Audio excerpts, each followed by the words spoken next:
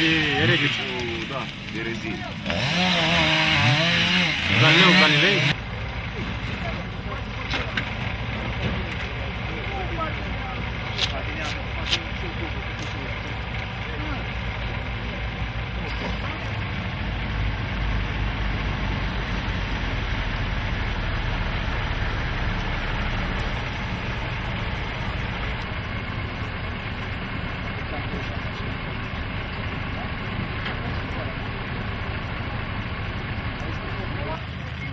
Și de acolo e focul? Sau de mult focul?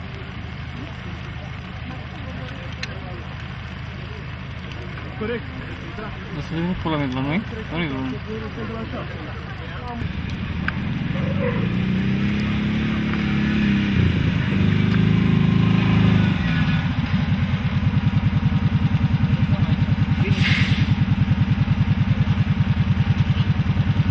Bine că nu e reținut.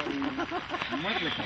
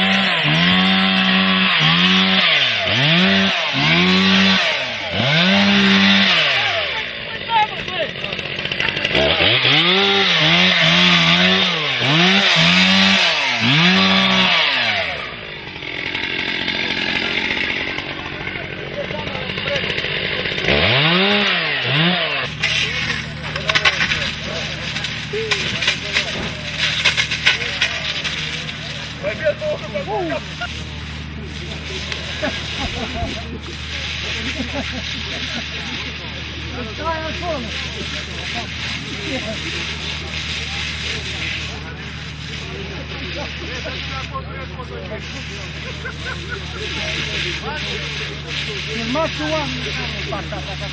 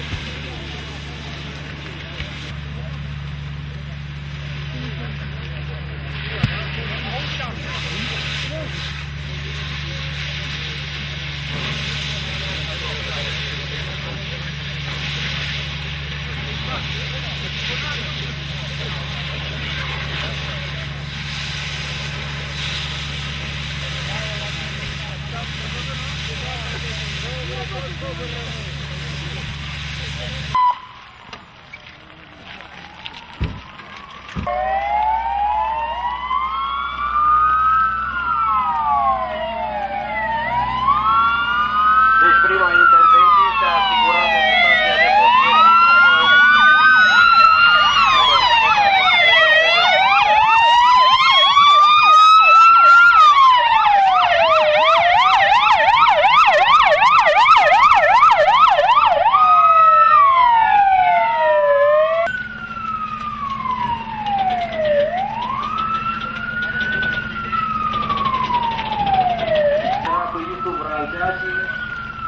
Solicitând punerea în aplicare a planului roșu. Luând la cunoștință despre situația creată, inspectorul șef Alitu Vrangea solicită după primirea aprobării de punerea în aplicare a planului roșu, la locul intervenției este trimis forțe suplimentare conform planul. Ce am remarcat și va trebui să vedem ce soluții găsim pe această zonă, nici măcar acoperire pentru serviciul de urgență pentru apelul 112 nu este și acest lucru va trebui cât de cât remediat în cel mai scurt timp, pentru că ne punem întrebarea într-un caz real, în situația în care se produc anumite incidente sau accidente și un cetățean, o persoană vrea să intervină, să solicite un sprijin la 112, nu va avea posibilitate, ceea ce este într-adevăr o mare problemă.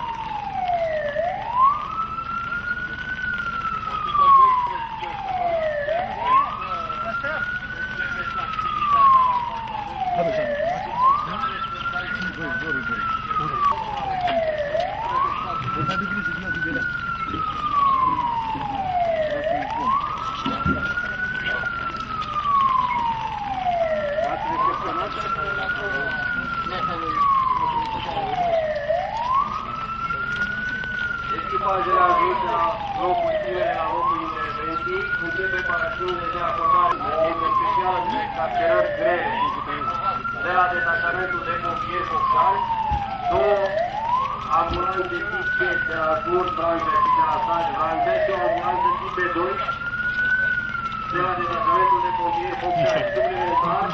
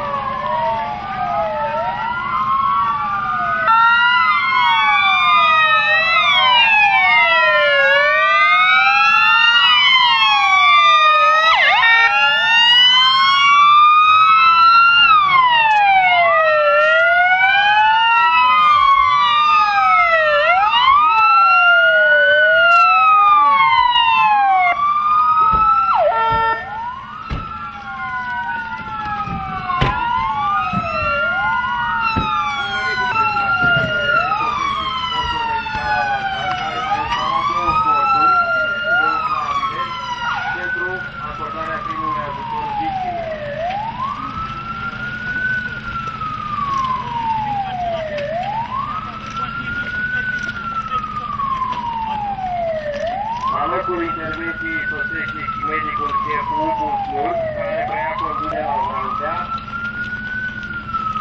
2 asociații de alpiniști care vor ajuta la evacuarea victimelor din râpă.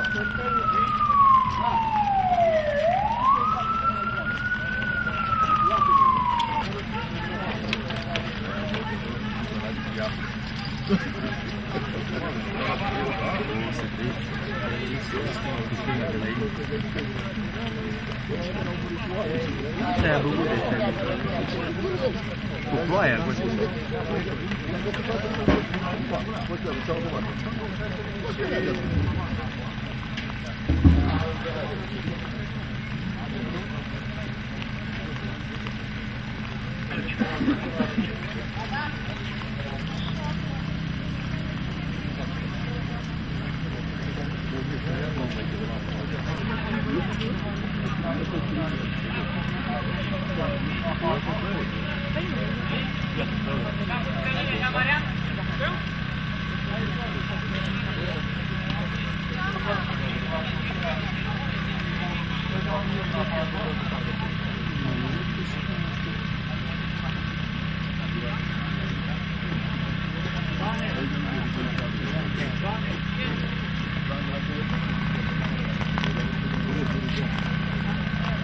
Asta e ca de la releu ce caută.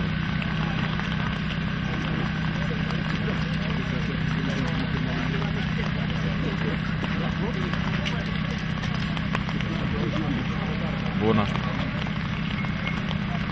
Face parte din pensiune.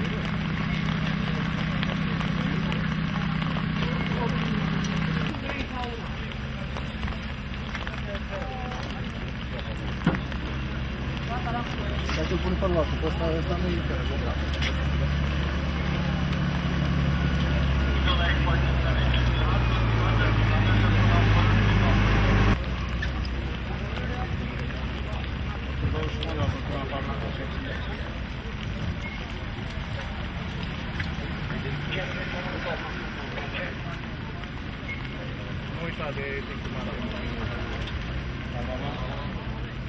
Gabi, vino cu un gri-gri. Dă-te cu umbrela că îmi dai toată ploaia cu lentele mele. Acum extragem prima.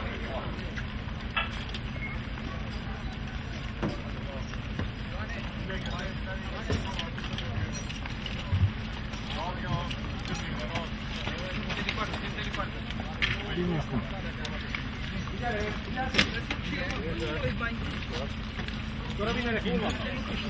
Domn colonel, numai... Mulțumim.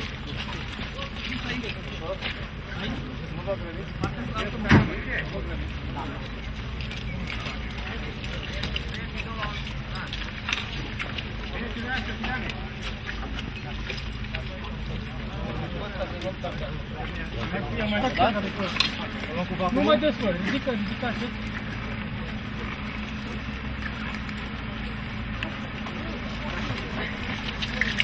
Da, și scoate.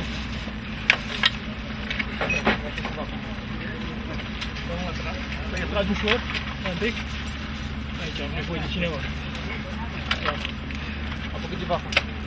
Duce-l la pe mea. Duce-l la pe mea. Știu cum e. Trebuie să recunosc că sunt foarte mulțumit de faptul că s-a putut ține acest exercițiu și chiar este un exercițiu util pentru absolut toate unitățile care au fost implicate și pentru toată lumea. Contează foarte mult faptul că comitetele județene de situații de urgență pot să facă un exercițiu de coordonare a tuturor unităților, de o coordonare amplă într-un astfel de caz, dacă ar fi un caz real. Bineînțeles că aici sunt implicate atât Inspectoratul de Situații de Urgență, Jandarmerie, Salvamont, trupe, sunt oameni și firme private, deci este un exercițiu foarte amplu și cred că cel mai mare câștig este faptul că am încercat să facem acest exercițiu tocmai în ideea de a coordona cât mai bine o astfel de situație. Rând eu înapoi. Dar nu faci, eu nu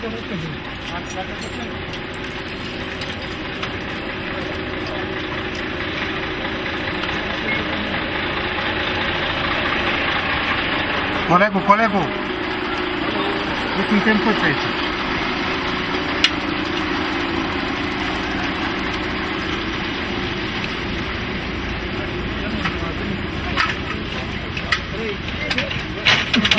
Atât? Așteaptă.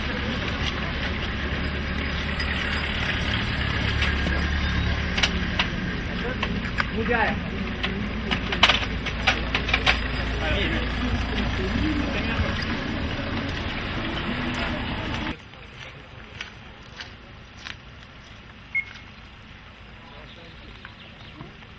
Să o folosim pentru orientarea forțelor de intervenție, adică am scos-o și în traseu, când se pleacă cu busolă și cu carte și cu coordonatele. Traseele, forespiere, punctele de lucru ale direcției. Ci să o dăm la toate instituțiile cu atribuții și la toate comitetele locale să vorbim aceeași limbă. Adică dacă i-am spus că în zona A4, în care o A4 este ceva, deja toată lumea știe, vorbim aceeaași limbă. Da. E foarte important și comunicarea, dar și limbajul folosit să fie unul. Ca și pe stat. Intervenție sosește un echipaj de poliție și jandarmei care în cooperare cu cei de la Ocolul Silvic vor pleca în căutarea celor rătăciți.